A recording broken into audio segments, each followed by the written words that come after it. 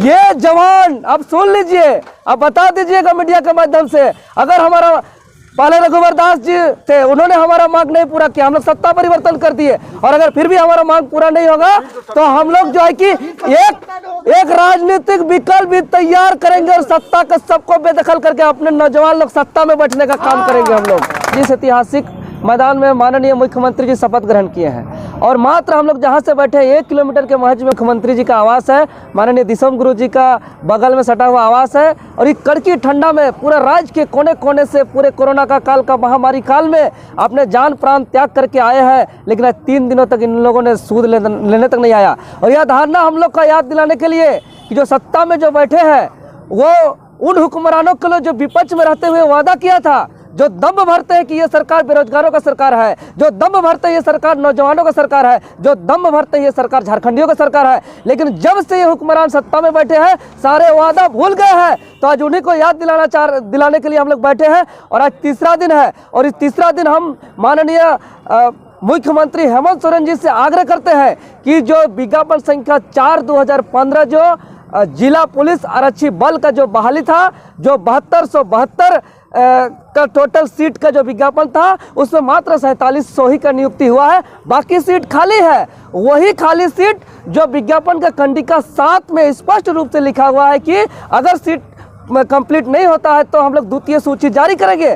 तो ही हमारा ही विज्ञापन का जेएसएससी का जो नियम है, उसी के नियम के आधार पे कंडिका 7 के आधार पे हम लोग द्वितीय सूची का मांग कर रहे हैं, जो इसका कोई विवाद नहीं है, कोई मामला नहीं है, कोई केस नहीं है, कोई लिटिगेशन नहीं है। लेकिन इन लोग ने सत्ता में आने के बाद विपक्ष के और जो चुनावी समय में जो वादा करते हैं सारे बात भूल गए हैं। आपको हम बता देना चाह रहे हैं, इस मैदान में जो उनका शपथ ग्रहण हुआ था 29 दिसंबर को, मात्र 27 दिन और बचे हैं, और उनका वादा था 1 साल में 5 लाख नौकरी का। अब इन 27 दिन में इनको डेली 18,500 नियुक्ति देना होगा, तब जाके इनका वादा पूरा होगा। इसीलिए हमारा जो पूरा संपूर्ण हर्ता पूर्ण हो गया, सब प्रक्रिया पूर्ण हो चुका है। फिजिकल हो गया, मेडिकल हो गया, दौड़ हो गया, वेरिफिकेशन हो गया, एक बार मेधा सूची निकल गया। दूसरा मेधा सूची जो विज्ञापन में नियम है उसके आधार पर जारी करने के लिए सिंपल सा मांग है, इसको पूरा कीजिए, अन्यथा ये लड़ाई हम लोग का अनिश्चितकालीन है। ये लड़ाई हम लोग का आर पार का लड़ाई है। हम लोग ठंड हो, बारिश हो, वर्षा, आप लोग जानते हैं मोराबादी का ठंड का क्या स्थिति है, या 0 डिग्री का स्तर का यहाँ टेम्परेचर आता है। अभी रात का समय है, पूरे खुले में हम लोग बैठे हैं, हम लोग का कोई जगह नहीं है। पूरे हर आदमी को, मेरे सब साथियों का तबीयत खराब हो रहा है, लेकिन अपने राज्य के सरकार अपने राज्य के युवाओं का चिंता नहीं कर रही है। लेकिन हम लोग नौजवान हैं, हम लोग राज्य का सेवा करने के लिए हम लोग सब हर्ता पूरा किए हैं। तो हम लोग लड़ने भी जानते हैं अच्छे तरीके से अपना लड़ाई। जब तक द्वितीय सूची जारी नहीं होगा, हमारा यहाँ से हिलेंगे नहीं, चाहे हमारा क्यों ना मौत हो जाए। इसीलिए ये आर पार का लड़ाई है, ये कदापि यहाँ से हम लोग हिलने डुलने वाले नहीं है। आपके माध्यम से माननीय मुख्यमंत्री जी को आग्रह करते हैं कि तत्काल अतिशीघ्र जो है कि जिला आरक्षी बल का द्वितीय सूची अतिशीघ्र जारी किया जाए। तो देवेंद्र जी, जैसा आपने भी बताया कि 25,000 के आसपास की सीट में बहाली अभी भी होनी बाकी है, खाली है, रिक्त है, 3500 लगभग 3500 रिक्त है अभी। तो आप लोगों ने क्या सरकार को जाकर कोई ज्ञापन दिया है, या सिर्फ यहाँ पे आप लोग धरना प्रदर्शन कर रहे हैं? और आपने कहा कि इतनी ठंड में आप लोग बैठे हैं, अभी भी सरकार की तरफ से किसी ने भी संज्ञान नहीं लिया है, जेएसएससी की तरफ से, सरकार की तरफ से। तो आप लोगों की तरफ से क्या आप लोगों ने जाके कोई ज्ञापन देने की कोशिश करी, मिलने की कोशिश करी? जी बिल्कुल, एक बार आप लोग से भी आग्रह निवेदन है कि सरकार से भी जाके पूछिए कि ठंड में जो बैठने वाले लोग हैं एक बार नहीं कितना बार मिले हैं। आपको बता रहे वर्तमान में जो सरकार है एक बार नहीं, 2 बार नहीं, 17 बार मुलाकात किए हैं, और इन्होंने ऐसा वादा दिया कि 5 दिन में आप लोग का काम हो जाएगा। आप देख सकते हैं कि यहाँ स्पष्ट लिखा हुआ है, इसमें कोई लिटिगेशन नहीं है कि जो मेरिट लिस्ट के बाद जो सीट बाकी रहेगा वो मेधा सूची के अभ्यर्थियों की एक समेकित मेधा सूची जारी बनाई जाएगी।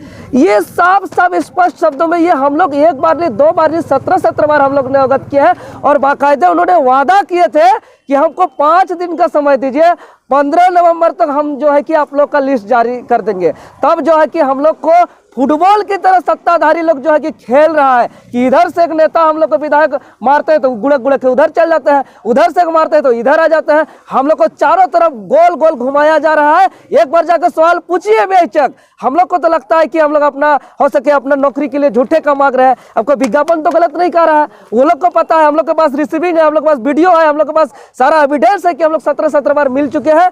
आज भी हम लोग माननीय सरकार के जो है सबसे बड़ा संगठन झारखंड मुक्ति मोर्चा के महासचिव सुप्रिया भट्टाचार्य जी से मुलाकात की है।